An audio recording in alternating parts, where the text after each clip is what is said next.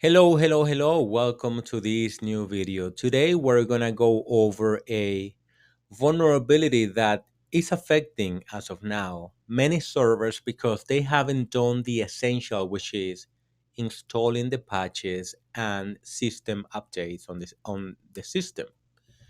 Well, imagine that you are a user who goes into your office building every time and you have an access card.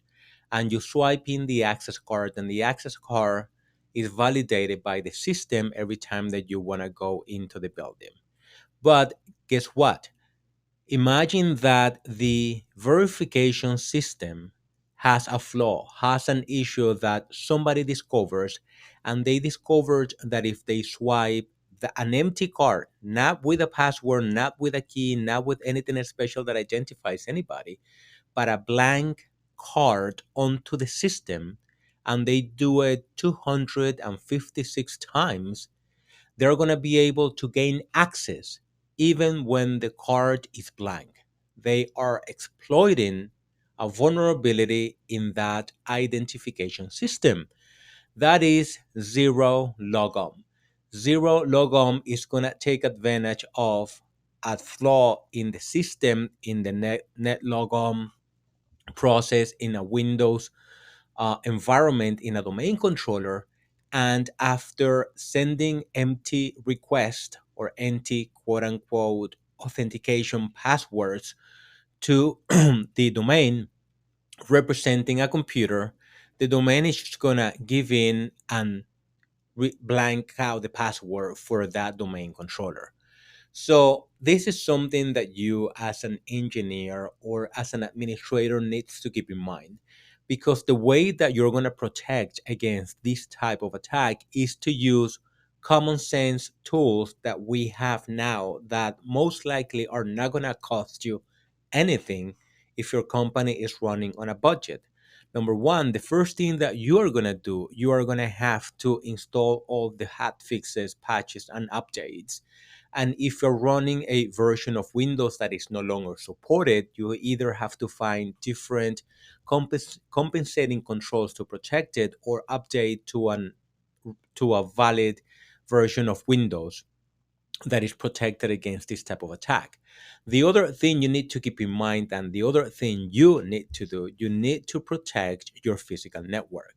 If you have an environment that has physical switches and has physical ports all over the office in different places, you need to find a way to protect those ports, meaning that if anyone connects their computers, their Ethernet cable to the physical port, they're not just gonna get access to the network. And that's something that sadly I still see in many places, especially mid-sized and large organizations that have this environment where most users connect to the Wi-Fi, but they still have a lot of Ethernet ports all over the network that they used to have, and those ports are connected to the switch. And as soon as somebody connects in there, they're going to obtain an IP address in the same network. And obviously, you have other security controls, firewalls, you have network access controls, you're going to have EDR, NDR, and all of that.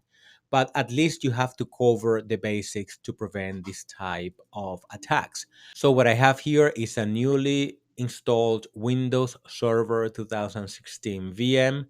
I don't have any updates on this computer or fixes installed.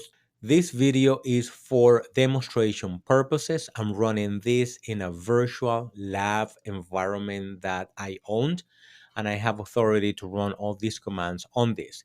Please do not do this in a production environment or on any domain that you don't have authority to do any type of security assessments or penetration testing.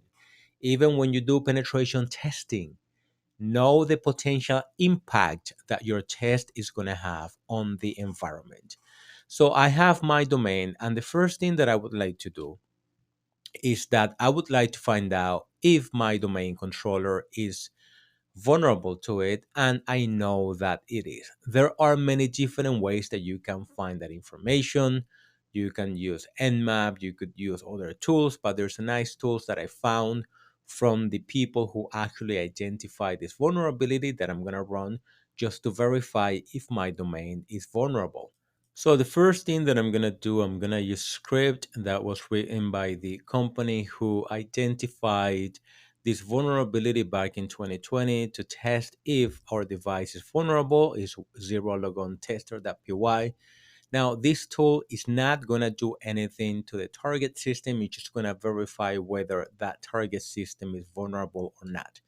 Something else that you have to keep in mind, maybe you can use your SIM system to identify any patterns. For instance, if somebody's running a tool like this, you can try to come up with some type of regex or something that if it finds a match, it's going to be able to send you an alert or maybe disable that port or something like that. So anyway, so we have the tool and the tool has verified that our system is vulnerable. If you want to know what is it that is verifying, you can open the script nano zero logom.py and you could see the code that is in the script and what is verifying to determine whether that server or that domain controller in that case is vulnerable or not. Now that we know that that server is vulnerable, what we're going to do, we're going to clear the account password of the domain controller on that server. We're not clearing a user account password, we're clearing a machine password. So keep in mind that when you do that during that period, when you reset the domain controller password, that's going to affect other things in your domain, meaning that users may not be able to log in to the domain because that computer they're going to be logging from is going to be broken because we're resetting the domain password. So even when you do this in a test environment, you have to be careful because I've seen that even when a server is not vulnerable to that type of attack, when we ran the command for testing purposes, that broke the connection of some computers in the network, creating what could be a denial of service attack, which is something that you have to keep in mind. That's why you have to be super careful when you run this type of test. Always do it in a test environment for verification purposes. If you are the pen tester, if you are the security assessor, and you could show this as evidence to the company and say, your systems are vulnerable and you don't have to do anything else. I'm doing this in a test environment so I can proceed with the exercise. And what we're doing here, we're using InPacket to clear that machines, that domain controller password, as you could see right here, new server 2016.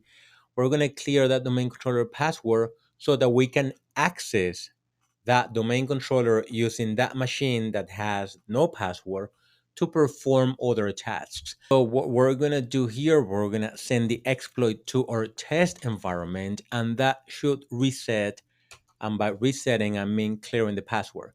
So as you could see, it says that it was the exploit was complete and the result is 0, which means that it was okay. So that machine password has been reset. So at this point the domain is not functioning properly. Instant, the next step that the attackers could do is they could dump the hashes, and again this is a test environment, and they could save this information to further type of attacks. Now attackers usually, what they would do, they would reset the password because at this moment the domain is having some kind of problem. If this is a mid-site type of network, something is going to happen. Somebody's going to call the help desk. Somebody's going to raise an alert. So what they could do, they could reset the password, the machine password, I'm saying, to anything else. And since that password is not something that a user knows to log in or that they type to log in, is a password that the machines use to authenticate to the network and see things in the network, it's going to be harder to detect, I should say, than a password for a regular user. So to cover their tracks, usually attackers reset a password to anything else because they didn't know the password in the first place. You don't even know that you don't even know what the machine password is. And there is a restore password script that you run as well. And if you look at it, you're gonna see what's taking place in there and what systems and code is being typed and what subsystems are being used to reset the password. And now the attacker walks away. Now, this is something that, as I mentioned before, is going to affect systems that are vulnerable to it. And in order for you to mitigate that vulnerability or eliminate it, I should say, just install the updates for your operating system. The other thing is that you have to take other security measures and controls to prevent anyone who is not authorized to use your network and connect to your network to do that. And there are many different systems that you could use and many different technologies that you can implement to prevent that type of attack. So if you found this information useful, all I ask you to do is to click on the like button, consider subscribing to the channel, and I'll talk to you on the next video.